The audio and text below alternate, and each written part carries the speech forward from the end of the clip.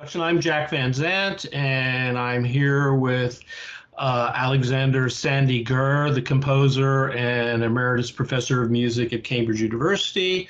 And we're the co-authors of a book titled Composing a Life, Teachers, Mentors, and Models. And as by way of introducing our book to you, our audience, I thought we would just discuss exactly what we mean by this title and what our readers can expect to find in this book. Like I said, we call it Composing a Life, and in many ways, this book is an autobiographical book where Sandy talks about how he learned to be a composer from his various teachers and mentors, and how he put those lessons to work in his own music throughout his lifetime. From a relatively early age, I come from a musical family, and I wasn't good enough to be a performer. I played various instruments, but not very well. And composition seemed to be the thing that attracted me. And so I decided to do that. Not entirely, as readers to the book will find out, with the approval of my parents particularly. But I don't want this book.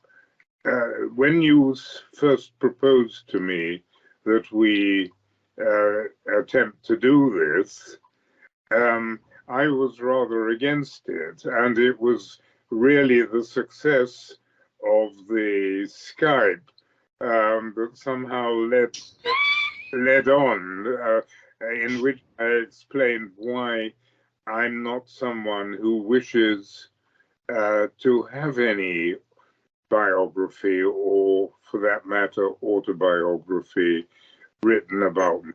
I don't want to. I'm sure there's a connection between life and art, but I don't wish to stress it, and I don't know what it is.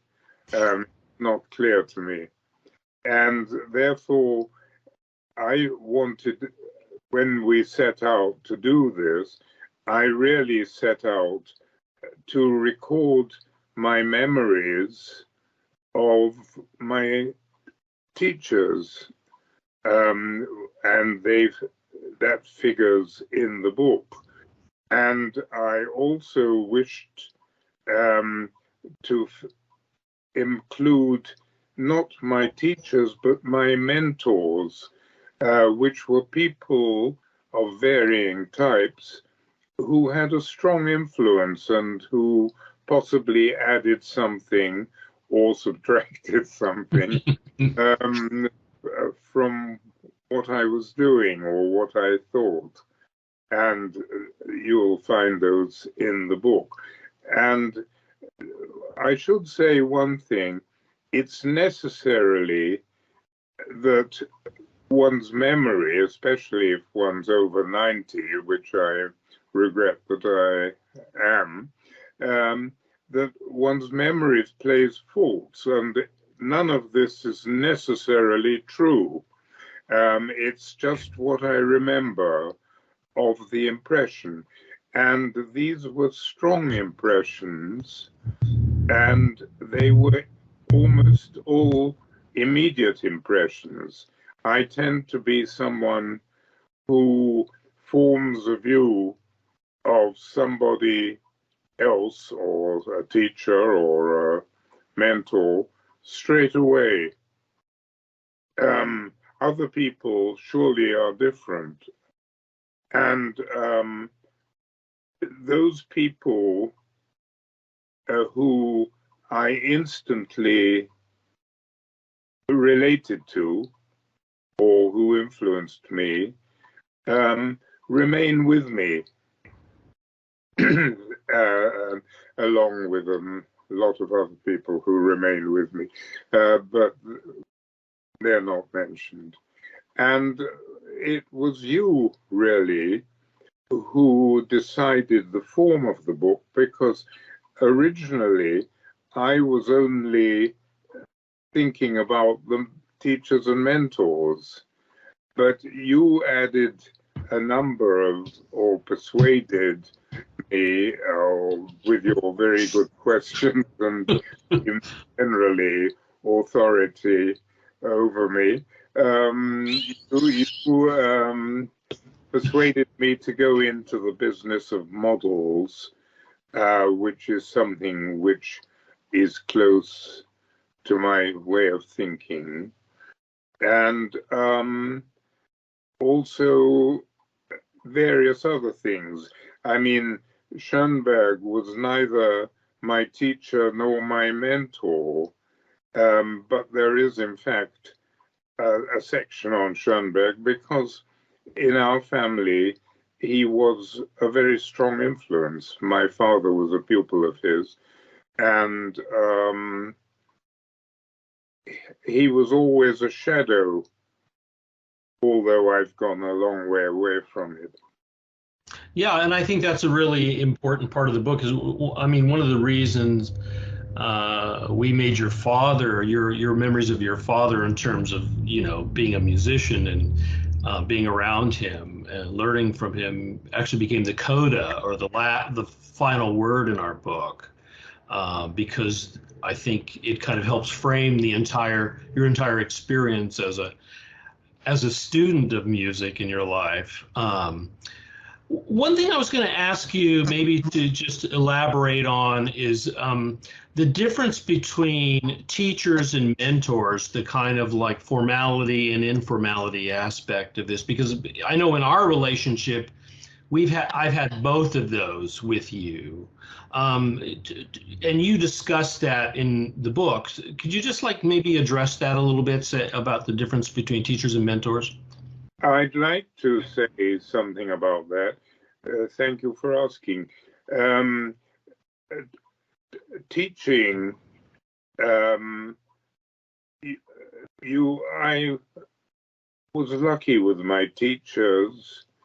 I can think of people who I might have studied with who wouldn't have been a positive influence on me. But I was very lucky in all of them. And as I said before, the impression was almost instant. And I do believe that the relationship between a composer and a pupil and his teacher doesn't last very long, because the pupil, a composition student, must be a personality in themselves. They must have views. They must have preferences or dislikes or prejudices come to that. And they are either respected or not respected by the teacher. And you have to some extent, surrender to a teacher. But once maybe in my case, the short period of direct teaching veers off into a more general relationship, then it becomes that of a mentor. But then, of course, you can have also a mentor who is not a teacher. Yes. All the mentors I mentioned were not people who I claimed to have been a pupil of. And in fact, Olivier Messiaen once said to his class, which was called Philosophie de Musique in Paris, a pretentious title, but it didn't mean much. And he said, anyone who says they were a pupil of mine is a liar. because I've never taught composition. I think later on, one or two people were pupils, and he did teach them. But he somehow, he was a teacher because we sat in a class round a table, and we sat there for 12 hours a week, which is extraordinary when you think about it. How one group of people for 12 hours a week. Yeah. And, and the figure of Gounod, as it grew dark, appearing through the lighted window in reflection at the Conservatoire. But the mentor thing was also in it, and that's what remains. Yeah, and I think, part of this book was to describe, from my point of view, how it worked when I was both your pupil and your mentee, I guess you would call it. I think the lines are a little bit blurred with us because I was there with you as your assistant and so forth for a TA for a long time. And I think whereas I think when I first began with you, you were very much a teacher. It was a little bit more formal, and you were like looking at pieces and saying I should think about this or think about that. But really, pretty soon after that, it became more of a guidance than anything. You would guide me to different places to look at this or read this book or oh, you're interested in that. Well, you should look at this philosopher or this painter or whatever. And I think, that's the more informal aspect of it. There was more social, like around the dinner table kind of chat, and I think, that's pretty much was my experience. And I think the part of this book that I think is really important is like that we show the way that you became a composer. Most of the book is about that and how you put those lessons to your life as a composer, but also about how you pass that tradition on to me, to the next generation, and how I have done that to the generation following mine. And I think we're trying to make a point about how musical DNA kind of operates through this kind of system, like this stream of the tradition, which I think is important. And that's why I think this book is important because we're using your life as an example of how one does become a composer and operates as a composer through a lifetime. Now, I just want to, our time is limited, but I wanted to ask you one more question, and maybe for our readers, is what do you hope our readers will take away from this book?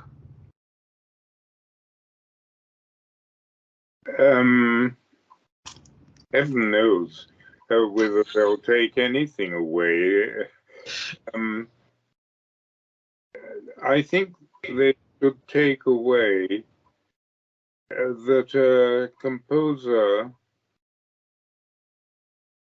feels, on the one hand, that he or she, have failed, and on the other hand, is trying to make a living, like being a composer in a sort of public way. And there is a sort of, if you like, a contradiction, and at the same time, a complementary aspect to this. I mean, I feel, especially at my advanced age, I'm aware of the limitations of what I have done, if I was already a fully fledged academic, before I remembered that or found out that you had to breathe while composing, and that when one does complicated things like 12-tone Babbitt type things, one doesn't breathe, and you have to breathe in order to create musical phrases, because otherwise it doesn't speak to anybody. And so I should say, although I'm on a Skype, that I have to breathe now in order to communicate something to this, answering your question, to the potential hopeful reader of this compendium which you've put together.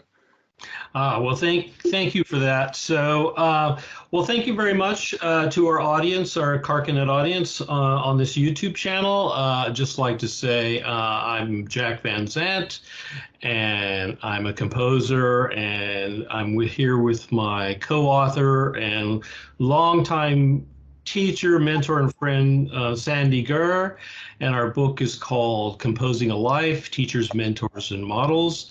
And we thank you for your attention.